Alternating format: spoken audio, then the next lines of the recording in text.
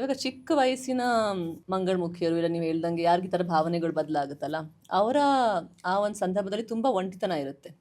ಅದನ್ನು ನೀವು ಅನುಭವಿಸಿದ್ದೀರಾ. ಹೌದು. ನೀವು ಹೇಳ್ಕೊಂಡಂಗೆ ಆವಾಗ ಯಾರ ಜೊತೆ ಹೇಳ್ಕೋಬೇಕು ಅರ್ಥನೂ ಆಗಲ್ಲ, ಸ್ವಲ್ಪ ಅರ್ಥ ಆಗ್ತಾ ಇರುತ್ತೆ. ಅಂಥವ್ರಿಗೆ ನೀವೇನು ಹೇಳಕ್ಕೆ ಇಷ್ಟಪಡ್ತೀರಾ? ಅದನ್ನು ಹೇಗೆ ಅದನ್ನು ಅವರು ಹ್ಯಾಂಡಲ್ ಮಾಡಬೇಕು? ನಾನು ಹೇಳೋದೇನೆಂದರೆ, ಮನಸ್ಸಿನಕ್ಕಿಂತ ದೊಡ್ಡದು ಯಾವುದೂ ಇಲ್ಲ. ಏಕಾಂತವಾಗಿ ಇರಬೇಡಿ, 4 ಜನದ ಮಧ್ಯೆ ಇರಿ. ನಾನು ಆವಾಗಲೇ ಸ್ವತಂತ್ರ ಭಾರತ ಅಂತೇಳಿ, ಇಲ್ಲಿ ಎಲ್ಲರಿಗೂ ಬದುಕೋ ಹಕ್ಕಿದೆ.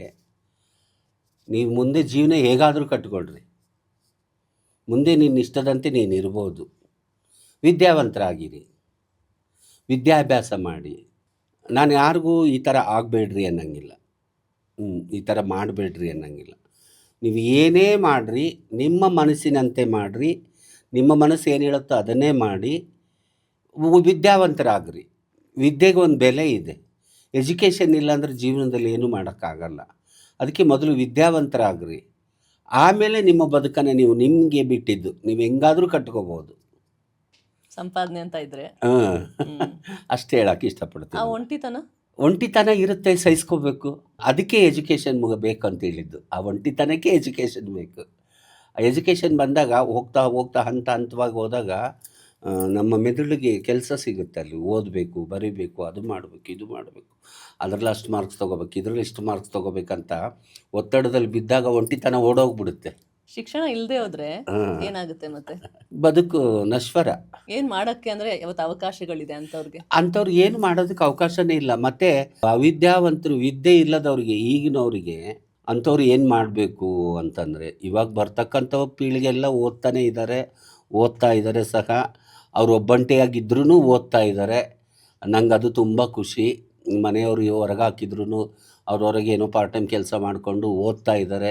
ಹುಡುಗನಾಗಿದ್ರೂ ಹುಡುಗಿ ಥರ ಭಾವನೆಗಳಿದ್ರೂ ಅವರು ಓದ್ತಾ ಇದ್ದಾರೆ. ಮುಂದೆ ಅವ್ರ ಬದುಕನ್ನು ಅವ್ರು ಕಟ್ಕೋಬೋದು. ಈಗ ಇರ್ತಕ್ಕಂಥವ್ರಿಗೆ, ಓದದೇ ಇರೋರಿಗೆ ಈ ಸಂಘ ಸಂಸ್ಥೆಗಳು ತುಂಬ ಇದೆ. ನಾನು ಸರ್ಕಾರಕ್ಕಿಂತ ದೊಡ್ಡ ದೊಡ್ಡ ಸಂಘ ಸಂಸ್ಥೆಗಳಿದೆ, 5 ಸ್ಟಾರ್ ಅಂತ ಹೋಟೆಲ್ಗಳಿದೆ, ITBT ಅಂತ ಕಂಪನಿಗಳಿದೆ. ಈಗ ಚಿಕ್ಕದಾಗಂದರೆ ನಿಮ್ಮ ಸ್ಟುಡಿಯೋನೇ ಇಟ್ಕೊಳ್ಳೋಣ ಅಂತ ಓದದೇ ಇರೋರಿಗೆ ಈ ಥರದ ಕೆಲಸಗಳನ್ನು ಕಳಿಸೋದು. ಅವ್ರಿಗೆ ಸಂಘಗಳು ಈ ಕೆಲಸಗಳನ್ನ ಕಲಿಸ್ಕೊಡುತ್ತೆ. ಕಲಿಸ್ಕೊಡ್ಬೇಕು ಅಂತ ಕೇಳ್ತಾ ಇದ್ದೀನಿ.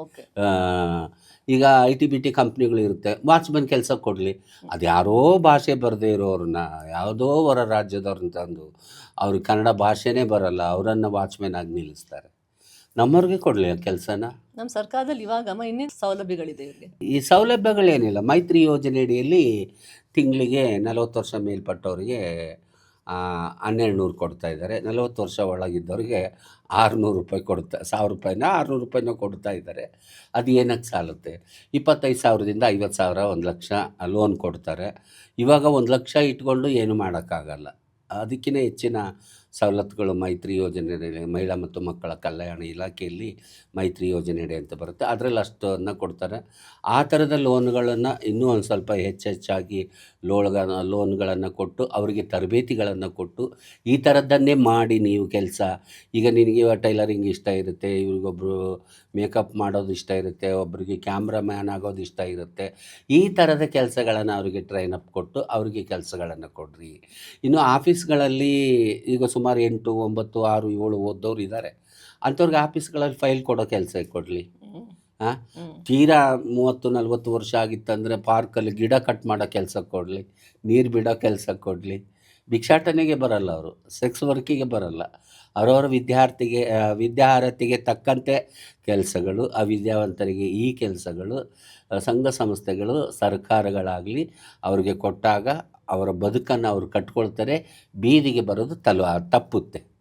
ಸರ್ಕಾರ, ಸಂಘ ಸಂಸ್ಥೆಗಳು, ಸಮಾಜ ಯಾರು ಉದ್ಯೋಗಗಳು ಕೊಡಬಹುದು ಅವ್ರಿಗೆ ಉದ್ಯೋಗಗಳನ್ನ ಕೊಟ್ಟಿ ಅಂದ್ರೆ ಎಲ್ಲರೂ ಸೇರಿ ಮಾಡಬೇಕಾಗಿರುವಂತ ಒಂದು ವ್ಯವಸ್ಥೆ. ಒಬ್ಬರಿಂದ ಇದಾಗಲ್ಲ, ಯಾಕಂದ್ರೆ ಸರ್ಕಾರ ಮೀಸಲಾತಿ ಅಂತೂ ಮಾಡಿದೆ 1%. ಅದು ಇನ್ನೂ ಹೆಚ್ಚಾಗಬೇಕು ಮೀಸಲಾತಿ. ಈಗ ಮಹಿಳೆಯರಿಗೆ ತಗೊಂಡ್ರೆ, ಪುರುಷರಿಗೆ ತಗೊಂಡ್ರೆ ಸಮಪಾಲು ಇದೆ ಮೀಸಲಾತಿ ಒಳಗಡೆ. ಅದರಂಗೆ ನಮಗೂ ಸಹ ಇನ್ನು ಮೀಸಲಾತಿ ಹೆಚ್ಚಳ ಮಾಡಿ ಹೆಚ್ಚು ಈಗ 1% ಕೊಟ್ಟಿದ್ದಾರೆ. ಅದು ಎಷ್ಟರ ಮಟ್ಟಿಗೆ ಮುಟ್ಟಿದೆ? ಕರೆಕ್ಟ್. ಇಲ್ಲದ ದಾಖಲೆಗಳನ್ನು ಕೇಳ್ತಾರೆ. ನಮ್ಮವರು ಹೋದರೆ ಇಲ್ಲದ ದಾಖಲೆಗಳನ್ನು ಕೇಳ್ತಾರೆ.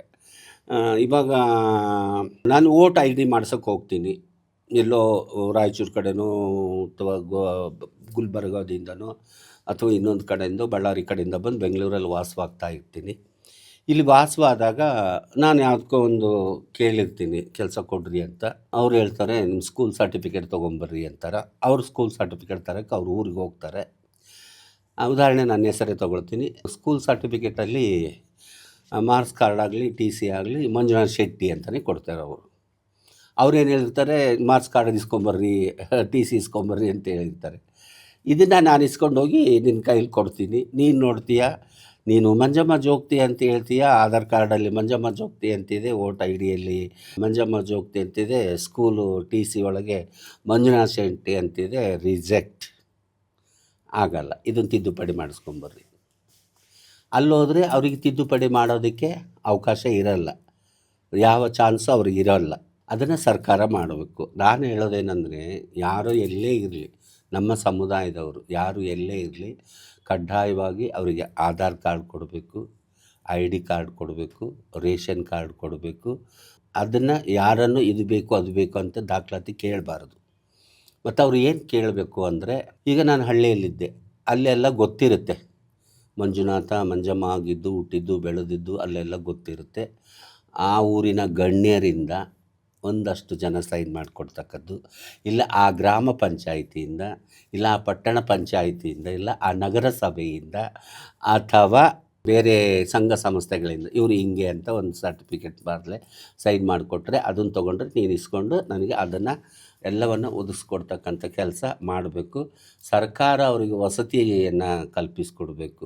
ಇವಾಗ ನಮ್ಮವರೆಲ್ಲ ಸಿಟಿಗಳಲ್ಲಿ ಬಾಡಿಗೆ ಮನೆ ಕೇಳೋಕ್ಕೋದ್ರೆ ತುಂಬ ಕಷ್ಟಪಡ್ತಾರೆ, ತುಂಬ ಅಸಹ್ಯ ಪಡ್ತಾರೆ. ಒಬ್ಬೊಬ್ಬರು ಪ್ರೀತಿಯಿಂದ ಕೊಡ್ತೀವಿ ಬರ್ರಿ ಅಂತ ಕರೀತಾರೆ. ಅವ್ರು ಕೊಡ್ತಾರೆ ಅಂದರೆ ಅದು 5,000 ಇತ್ತಂದರೆ 10,000 15,000 ಹೇಳ್ತಾರೆ ಮನೆ ಬಾಡಿಗೆ. ಹೆಚ್ಚು ಮಾಡಿ ಕೇಳ್ತಾರ, ಹೆಚ್ಚು ಆಗಿ ಹೇಳ್ತಾರೆ. ಪ್ರೀತಿಯಿಂದ ಕರೀತಾರೆ, ನಾವು ಕೊಡ್ತೀವಿ ಬರ್ರಿ ಅಂತ. 5,000 10,000 15,000 ಕೇಳ್ತಾರೆ. ಅನಿವಾರ್ಯ, ಏನಾದರೂ ಮಾಡಿ ಕಟ್ಬೋದಲ್ಲ ಅಂತ ಉಳ್ಕೊಳ್ತಾರೆ.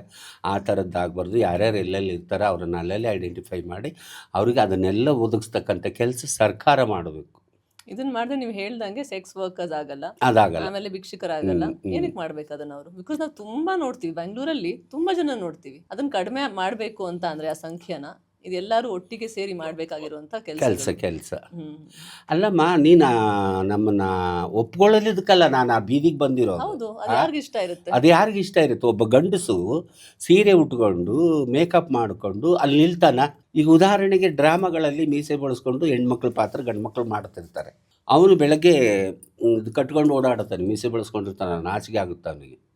ಅಷ್ಟು ಅಂತ ಗಂಡಸು ಈ ಸೀರೆ ಉಟ್ಕೊಂಡು ಅಲ್ಲಿ ಬಂದು ನಿಲ್ಲೋಕ್ಕಾಗುತ್ತಾ? ಆಗಲ್ಲ.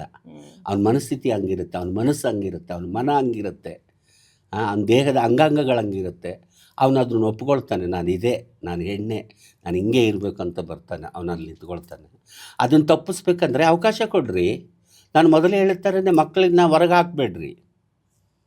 ಈಗ ಹುಟ್ಟೋ ಮಕ್ಕಳನ್ನು ಹೊರಗೆ ಹಾಕಬೇಡ್ರಿ.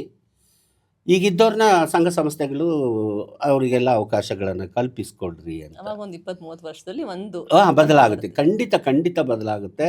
ನಾವು ಸಹ ತಲೆ ಎತ್ಕೊಂಡು ಎಲ್ಲರ ಕಡೆ ತಿರುಗಬಹುದು ಅಂತ.